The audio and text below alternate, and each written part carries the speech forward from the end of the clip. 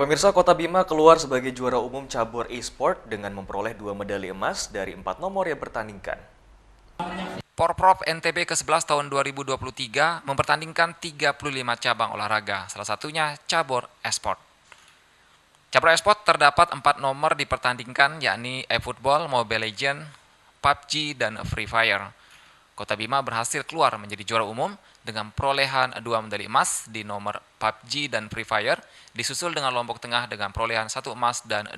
Ketua KONI NTB Mori Hanafi menjelaskan e-sport secara nasional berkembang pesat, baik penggemar maupun atlet.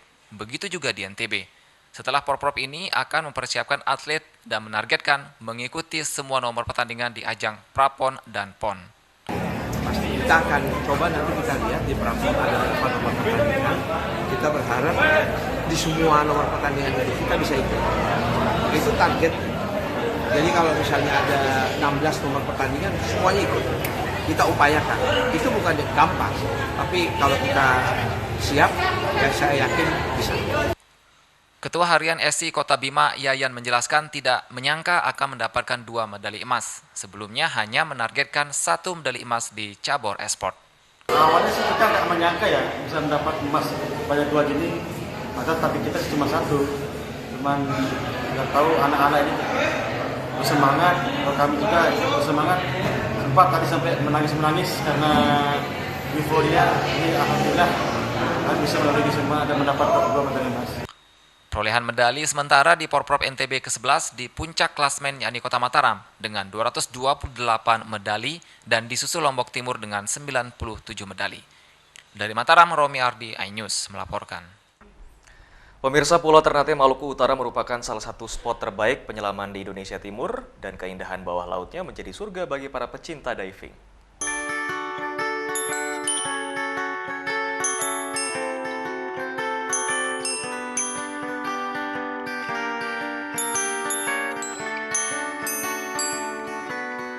Sekarang saya lagi di Taman Nukila. Kebetulan nih saya datang pas weekend, jadi rame banget nih di taman ini sama masyarakat Ternate. Nah, saya nggak menyangka bahwa nanti di sini adalah awal mula saya untuk bisa mengeksplor keindahan bawah lautnya Ternate. Tapi kalau biasanya kita itu diving, kita harus ke tengah laut. Di sini enggak. Kita udah bisa melihat keindahannya nih langsung dari pinggir kota Ternate. Kita eksplor keindahan bawah laut Ternate sekarang.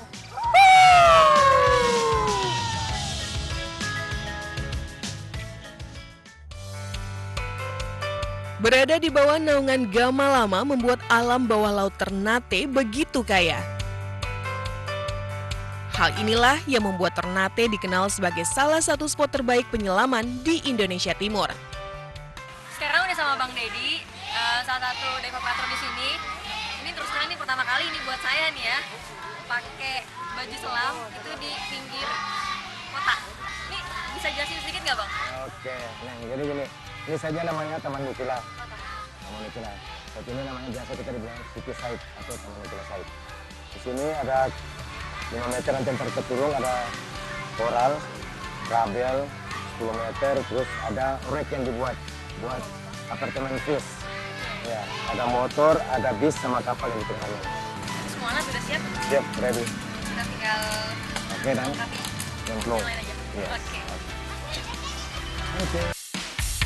Melakukan persiapan diving tanpa harus menggunakan perahu ke tengah laut seperti ini tergolong mewah. Bagaimana tidak? Akses yang begitu mudah, tepat berada di tengah kota, membuat entry melalui Taman Nukila ini terasa begitu luar biasa.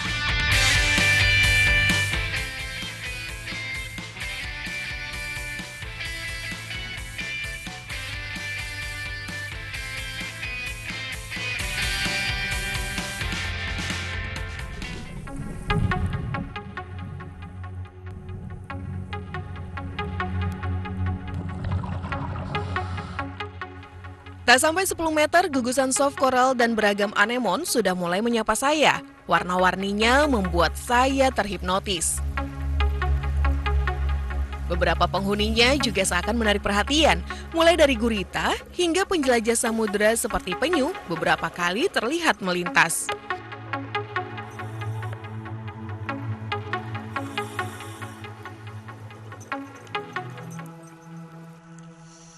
Melihat sekeping surga bawah Laut Ternate menjawab pertanyaan saya mengapa keindahannya diperbincangkan hingga para penyelam kelas dunia.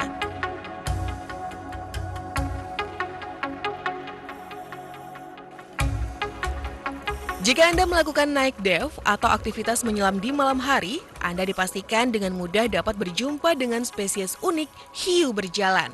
Hiu berjalan ini bergerak seperti melata dengan bantuan sirip-siripnya untuk berjalan di dasar laut. Hiu berjalan tersebut biasa ditemukan di perairan dangkal dan mudah ditemukan pada malam hari karena warna kulit yang cukup mencolok.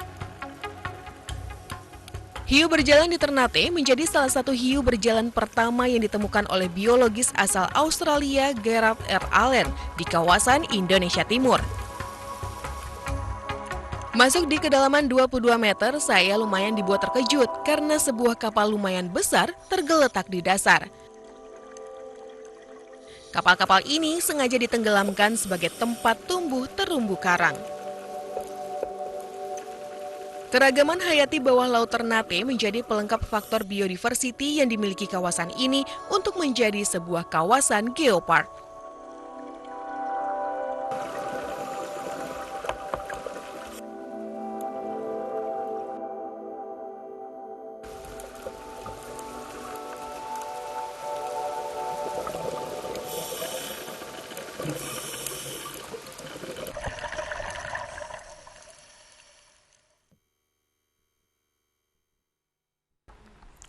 Pemirsa, masyarakat adat Kabupaten Lombok Utara melakukan ritual ngasuh gumi pair Dayan Gunung. Event terakhir karya anak agung ini ditandai dengan ritual mengubur kepala kerbau di Gunung Malang. Masyarakat adat Kabupaten Lombok Utara melakukan ritual adat ngasuh gumi pair Dayan Gunung, event terakhir yang dirangkai dalam karya agung Dayan Gunung. Ditandai dengan ritual mengubur kepala kerbau di pembangunan Jalan Pusuk, tepatnya di Gunung Malang. Ritual adat ngasuh bumi dilakukan berkaitan dengan adanya pelebaran Jalan Pusuk Gunung Malang. Pelebaran jalan tersebut membuat sebagian pohon di sekitar jalan rusak. Mangku Bajang Raden Prawangsa Jayaningrat mengatakan, rangkaian peristiwa ini berkaitan dengan proyek fisik di Pusuk, proyek yang akan memberikan dampak baik terhadap pengguna jalan tersebut. Masyarakat adat Dayan Gunung masih menyimpan prosesi adat ngasuh bumi.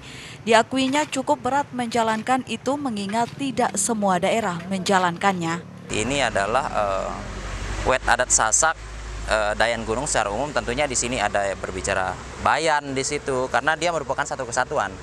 Bayan tidak bisa berdiri sendiri, begitu juga dengan Sokong tidak bisa berdiri sendiri. Jadi dia saling kait mengait. Artinya sebenarnya mulai dari timur ini baik begitu Sembalun sebenarnya sampai di Mambalan itu punya kaitan sebenarnya. Nah, hingga pada akhirnya di hari ini puncaknya kami mengundang sih sebenarnya beberapa para orang tua kita, terlebih khususnya masyarakat tokoh adat, jadi baik dari Sembalun, ada Lombok Timur, Lombok Tengah, Gerung dan lain sebagainya, tentunya mengaitkan itu sebenarnya bahwa kita ini adalah keluarga besar sebenarnya yang mungkin selama ini sudah jarang saling cari dan apa segala macam. Nah, lewat momentum ini adalah mencoba merekatkan kembali hubungan-hubungan terdahulu. Harapan ke depannya bahwa prosesi-prosesi seperti ini tetap terjaga, tetap terpelihara. Artinya kita sangat paham bagaimana era sekarang begitu dengan gempuran modernisasi dengan segala macam tentunya berat juga bagi kami. Tentunya pada hari ini bahwa kami menyatukan persepsi bahwa melalui sangkep atau gundam adat bahwa prosesi ini harus kita lakukan.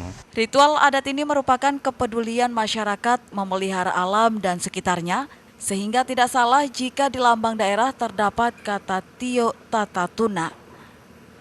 Dari Lombok Utara, Tim Liputan iNews melaporkan. Pemirsa, serangkaian informasi tadi sekaligus menutup perjumpaan kita di iNews NTB kali ini. Saya Hidayat Edesi beserta kru yang bertugas pamit. Terima kasih dan sampai jumpa.